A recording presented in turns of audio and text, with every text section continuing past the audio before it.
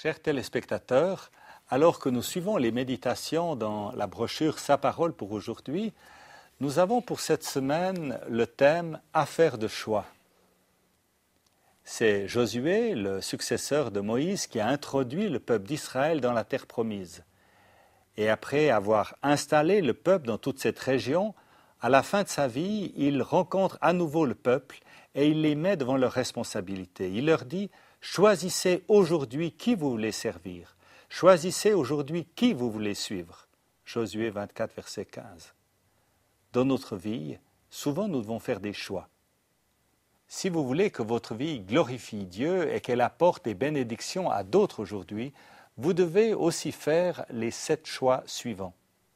Premièrement, choisissez l'amour, car rien ne justifie la rancune. Et c'est le chapitre par excellence sur l'amour, 1 Corinthiens 13, qui vous en parle, spécialement les versets 3 à 8. Deuxièmement, choisir la joie, puisque c'est Dieu qui dirige vos pas. Résistez à la tentation d'être négatif ou craintif.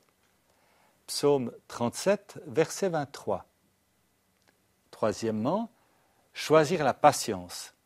Au lieu de maudire celui qui prend votre place, invitez-le à le faire. Au lieu de vous plaindre d'une longue attente, soyez reconnaissant d'avoir un moment pour prier. Romains 5, versets 3 à 4. Quatrièmement, choisir la bienveillance. Soyez bienveillants envers les pauvres, car ils sont souvent seuls. Soyez bienveillants envers les riches, car ils vivent souvent dans la crainte.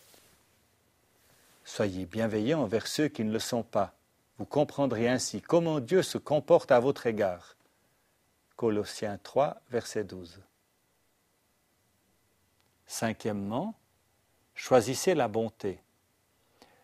Soyez plus rapide à confesser qu'à accuser, à passer inaperçu qu'à vous vanter, à vous priver qu'à accepter quelque chose de malhonnête. Ésaïe 3, verset 10.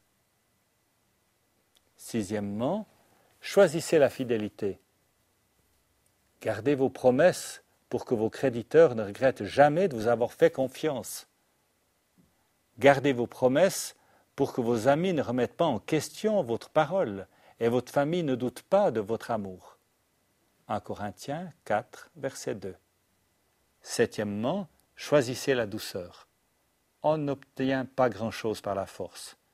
Si vous élevez la voix, que ce soit dans la louange. Si vous serrez le poing, que ce soit dans la prière. Si vous êtes exigeant, que ce soit d'abord pour vous-même. Jacques 3, 17. Si vous réussissez à vivre selon ces 7 principes aujourd'hui, vous pourrez poser ce soir la tête sur votre oreiller et passer une bonne nuit. Vous l'aurez bien mérité. Alors, relisez ces références selon ces 7 principes, méditez-les et que vous puissiez les mettre en pratique. Faites les bons choix. Bonne semaine.